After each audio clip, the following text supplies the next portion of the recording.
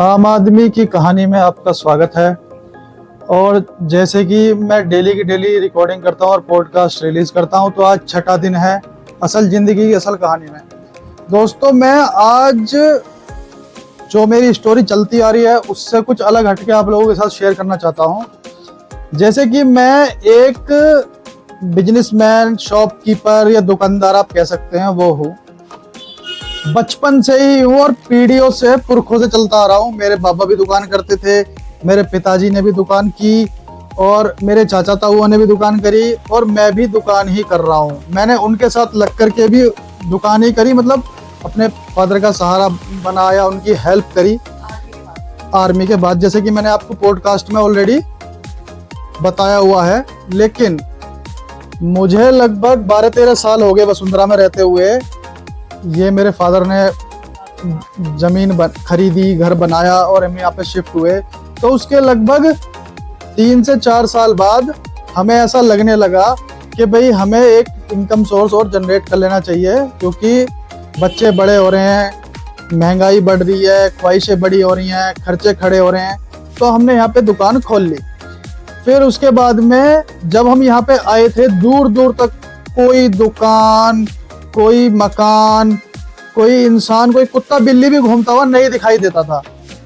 हमारा एक मकान था यहाँ पे, एक मकान 5-7 दुकान, मतलब घर छोड़ के आज जो बन गए उनके हिसाब से अगर लगाऊं तो वहां था, एक वहां था। इस तरीके से था, पूरी सड़क सुनसान, ना कोई कुछ बेचने आता था, ना कुछ खरीद सकते थे। मतलब एक तरीके से बहुत बसावट बहुत कम थी।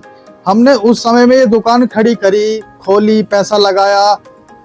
लेकिन कहने का मतलब ये है, हमने आज मेहनत करके ये मुकाम हासिल करा, पर क्या हासिल करा? कुल मिला करके सब जीरो है। दुनिया पांव पे पांव रखने के लिए ऐसे तैयार बैठी हुई है दोस्तों। जो हम करते हैं वो ट्रेंड बन जाता है, वो कॉपी हो जाता है। जैसे सपोज करो आपने कोई दुकान खोली, आपका कोई जानकार, आपका कोई अड़ोसी पड़ोसी, वो कहेगा कि भाई वाह भाई बहुत पैसा है, बहुत चलती होगी, और जो है इसने दुकान खोली है तो वाकई में ये बिजनेस जो है चलने वाला होगा। ठीक है, इस तरीके से वो आपकी जलन में, आपकी ईर्ष्या में, या आपको टक्कर देने के लिए वो भी उस चीज को करने लग जाता है, उसी लय में वो भी चल पड़ता है। दोस्तों, पैसा लगाना एक समस्या का हल नहीं है। उसको समय देना, उसकी परवरिश करना, उसको पालना पोसना, क्लाइंट बनाने, बहुत सारी चीजें, बहुत मेहनत लगती है, बड़ा संघर्ष लगता है। आंसू जो होते हैं ना, आंसू की कोड़ी कोड़ी जो कहते हैं ना, मेहनत लगती है दोस्तों। और जब आपने वो चीज उसका फल देना शुरू करे और वो आपको लग रहा है कि भाई मैंने इसको सींच दिया है, इसको बड़ा कर दिया है, इसको रोप दिया है, इसकी परवरिश करती है, वो फल देने वाली है, और आपका फल कोई दूसरा आदमी छीन करके ले जाए, कैसा लगता है? अच्छा लगता है? नहीं लगता। यही होता आया है एक आम इंसान के साथ, जिसको कहते हैं मिडिल क्लास फैमिली का इंसान। ना वो ऊपर है और ना वो नीचे है, वो सिर्फ एक आम आदमी, मिडिल क्लास इंसान है। जब वो मेहनत करता है, क्या वो उसको फल की इच्छा नहीं है? वो मेहनत करे, सारी जिंदगी अपनी खपा दे, खूब मेहनत करे, सारे बच्चों को पढ़ाए लिखाए, अपनी जिंदगी को दांव पे लगा दे, झोंक दे, क्या उसे जिंदगी जीने का हक नहीं है? वो समाज में जाके रो नहीं सकता, वो समाज में जाके अपनी दुख व्यथा कुछ बता नहीं सकता। क्यों? क्योंकि समाज उस पर हंसेगा। वो खुददार है, खुदगर्ज है, किसी के आगे हाथ नहीं फैला सकता, किसी से भीख नहीं मांग सकता, क्योंकि उसने तो कर्म करे हैं, वो कर्म ही तो कर सकता है। अगर उसे फल की इच्छा होगी तो वो कर्म ही क्यों करेगा? अगर वो फल की इच्छा रखे और उसे फल ही ना मिले तो उसको तो जीवन जीने का कोई अधिकार ही नहीं है, वो तो जी ही नहीं सकता। यही होता आया है मेरे साथ भी।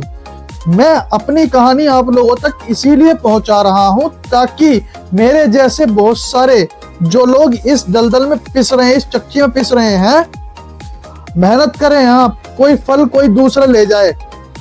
आपने दुकान खोली, आप जैसी अगल बगल में 4 दुकान और हो जाएंगी। जो देखिए, ग्राहक कभी किसी का सगा नहीं होता और वो होना भी नहीं चाहिए। ग्राहक की अपनी मर्जी है, वो स्वतंत्र है। लेकिन कहने का मतलब यह है, उधार के लिए अगर हम हैं तो नगद के लिए ऑनलाइन क्यों है? नगद के लिए ऑनलाइन क्यों है? दूध भी घर पहुंच रहा है, भले ही 30 रुपए फालतू देने पड़े, पर वहां से ले लेंगे। अगर यहां से दूध लेना है तो वो उधार लेना है। अगर आप उधार मांगते भी हैं किसी इंसान से तो वो आप सबसे बड़े दुश्मन है उसके।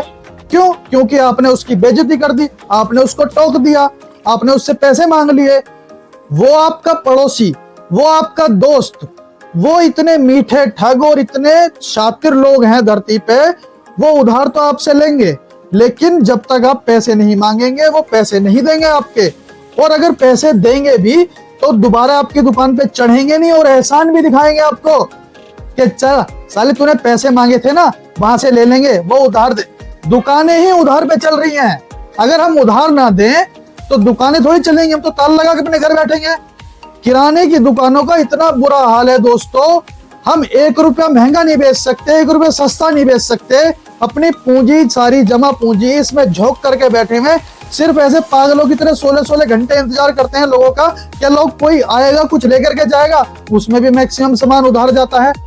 दुकानों सर पे कर्जा ले लेकर के दुकानों का सामान भरते हैं, लेकिन क्या होता है? अठन्नी, चवन्नी, दुअन्नी यही हाथ में मिलती हैं। उसके लिए भी हम अपने सामान को उधार देकर के लोगों से भीख मांगते हैं, हमारे पैसे वापस दे दो। दोस्तों जिंदगी इतनी नरक हो चुकी है किराने दुकानदार वालों की। मैं सबकी नहीं कहता, मैं अपना एक्सपीरियंस बता रहा हूं आप लोगों को। और लोग इन चीजों को समझते नहीं है। वो ये सोचते हैं कि भाई इस पे तो इतना पैसा इतना भरा हुआ, ये अकेला है, इसे क्या जरूरत है, इसने क्यों खोल लिया, ये है वो है फलान ढिमकड़ा। अरे मेरे जी से भी तो कभी पूछ करके देखो कि मुझे भी अपनी जिंदगी जीनी है, मेरे भी बच्चे हैं, मेरे भी खर्चे हैं, मैंने भी अपने परिवार की जिम्मेदारियों का बोझ अपने कंधों पे ले रखा है। क्या मुझे जीने का हक नहीं है? मैं अपनी इच्छाओं को, उम्मीदों को कब तक मारता रहूंगा? लोग समझते ही नहीं है। इसीलिए मैंने चैनल बनाया है कि आम आदमी की आवाज आप लोगों तक पहुंचे और उन लोगों को सपोर्ट करे जो जीवन में कुछ करना चाहते हैं, जिनकी आंखों में चमक है, मेहनत करते हैं, लेकिन उन्हें उस चीज का रिजल्ट नहीं मिलता। आप लोगों का सपोर्ट हमें दोस्तों इसीलिए चाहिए क्योंकि मुझे भी अपना जीवन जीना है, मुझे भी पंख फैला करके दुनिया देखनी है। मुझे 4 दीवारों के अंदर बैठ करके 16-16 घंटे ड्यूटी करने के बाद भी अगर दुनिया के आगे भीख मांगनी पड़े, हाथ फैलाने पड़े, तो धिक्कार है ऐसी जिंदगी पे दोस्तों। मुझे लाइक करें, शेयर करें, सब्सक्राइब करें, फॉलो करें।